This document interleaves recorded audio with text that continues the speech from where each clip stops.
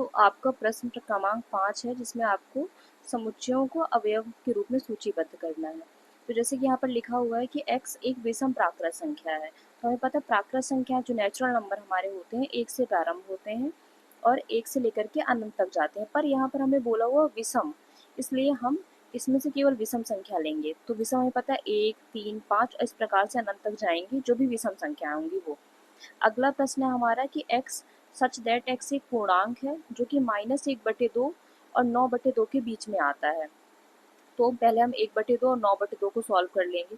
तो 1/2 में 1/2 को जब हम सॉल्व करते हैं तो 2 का भाग देते हैं 1 पे, तो 0.5 आता है। इस तरीके से 9/2 अगर हम करते हैं तो वैसे भी आपको पता है कि 1/2 मीन्स हाफ, हाफ मतलब 0.5, और 9/2 मतलब कि 9 का हाफ, तो 9 का हाफ कितना हो जाएगा, 9 का आधा 4.5 हो जाएगा।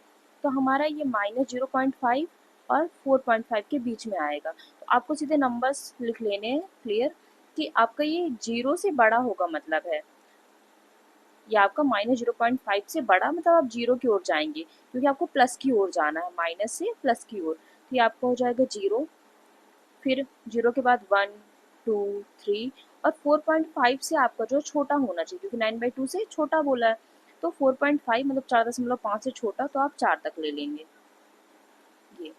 फिर अगला प्रश्न है हमारा कि x सच दैट x एक पूर्णांक है जहाँ x square is less than 4। अच्छा, यहाँ पर जो आपका चिन्ह है देखिए, इसे थोड़े ध्यान देना है कि ये छोटा और बराबर दोनों लगा हुआ है। जब भी नीचे बराबर लगा हो मतलब हम उसे भी लेकर के चलेंगे, जो कि हमारा प्रश्न में दिया हुआ है। जैसे यहाँ पर हमारा था पहले प्रश्न में कि 9/2 मतलब कि 4.5, तो इसलिए हमने केवल 4 तक लिया, 4.5 को नहीं, क्योंकि यहाँ पर बराबर का चिन्ह नहीं लगा हुआ था।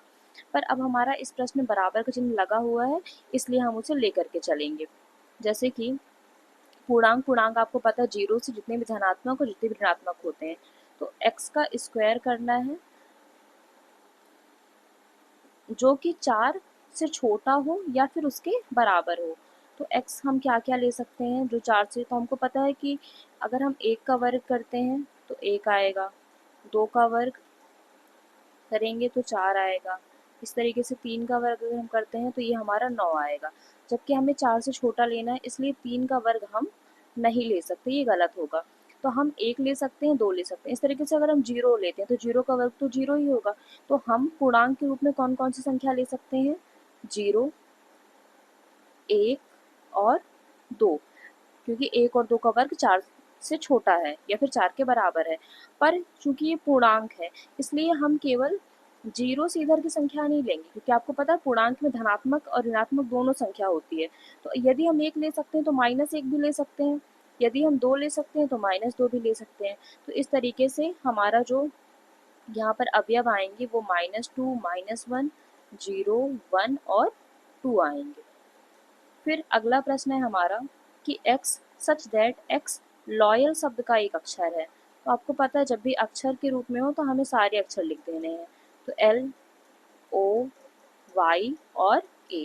यहाँ पर L हमारा फिर से आ रहा है, जैसा बताया था हमने आपको कि यदि कोई भी अक्षर दोबारा रिपीट होता है जो कि पहले आ चुका है, तो उसे हमें बार बार नहीं लिखना है।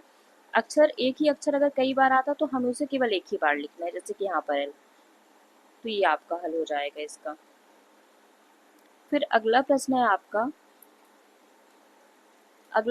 आपका कि x वर्ष का एक ऐसा महीना है जिसमें 31 दिन नहीं होते। तो आपको वो महीने लिखने हैं जिनमें 31 दिन नहीं होते, मतलब है कि जिनमें 31 दिन होते हैं वो महीने छोड़ के आपको बाकी सारे महीने लिख देने हैं। तो जैसे कि हम जानते हैं फरवरी, फरवरी में 28 या 29 दिन होते हैं। अप्रैल, अप्रैल में भी 30 दिन होते हैं। जून में 30 दिन होते हैं। सितंबर में भी 30 दिन होते हैं और नवंबर में भी 30 दिन होते हैं। तो इस प्रकार से हमारे ये वो महीने हैं जिनमें 30 दिन होते हैं, तो इन्हें आप लिख सकते हैं, क्योंकि हमें बोला था कि 31 दिन वाले महीने हमें नहीं लिखने हैं। फिर अगला प्रश्न है हमारा कि x अंग्रेजी वर्णमाला का एक व्यंजन है जो के पहले आता है। तो आपको पता है अंग्रेजी वर्णमाला में टोटल 26 लेटर होते हैं और उन 26 में से हमारे 5 स्वर होते हैं, 5, तो हमारे 21 लेटर हो जाएंगे। अब 5 स्वर हमारे कौन कौन से हैं, ए, ई, आई, ओ, यू। तो हमें के से पहले आने वाले व्यंजन लिखने हैं और उनमें हमारे स्वर नहीं होने चाहिए, हमें व्यंजन लिखने हैं। तो हमारे इसमें कौन कौन से आ जाएंगे? तो ए तो हमारा स्वर है इसलिए ए नहीं आएगा। फिर बी, सी, डी, ई, अच्छा ई भी आपका नहीं आएगा क्योंकि ई भी स्वर है। एफ, जी, एच, आई नहीं आएगा आपका। जे, बस क्योंकि के से पहले आपको बोला गया तो इसलिए आप के को नहीं लेंगे। ई भी यहाँ पर नहीं आएगा आपका। बी, सी, डी, एफ, जी, एच और जे आएगा क्योंकि यहाँ पर बोला गया था कि आपको व्यंजन लेना है और के से पहले के व्यंजन लेने हैं। तो हम सारे स्वर जो भी के से पहले आ रहे हैं उनको हटा देंगे और के पहले के जितने भी व्यंजन हैं उन्हें लिख देंगे।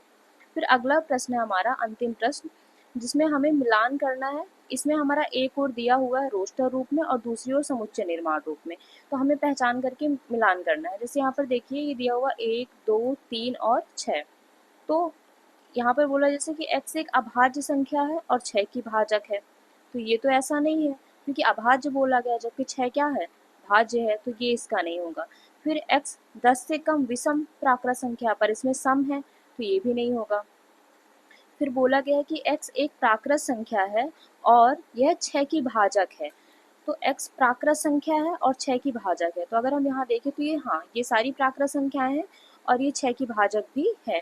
तो इस तरीके से जो हमारा पहले का उत्तर है वो हो जाएगा सी नंबर। फिर है दूसरा हमारा 2 और 3 दिया हुआ है।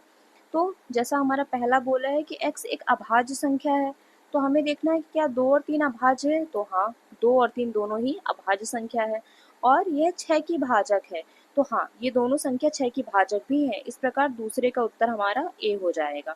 अभाज्य संख्या आपको पता होगा ऐसी संख्या होती है जो अपने अलावा किसी और से विभाजित नहीं होती, जैसे कि दो अपने अलावा और किसी से विभाजित नहीं होगी। इसी प्रकार 3, 2 केवल और केवल एक ऐसी अभाज्य संख्या है जो सम संख्या है। 2 के अतिरिक्त जितनी भी अभाज्य संख्या होंगी सारी विषम होंगी।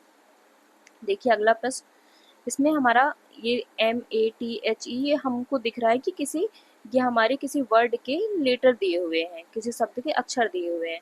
तो ये हमारा क्लियर दिख रहा है कि हमारा डी नंबर हो जाएगा, जिसमें कि एक्स मैथमेटिक्स शब्द का एक अक्षर है। तो तीसरे का उत्तर हमारा होगा डी। फिर है ये हमारा दिया हुआ है 1, 3, 5, 7 और 9। तो ये दिख रही है जैसे सारी की सारी विषम संख्याएं हैं।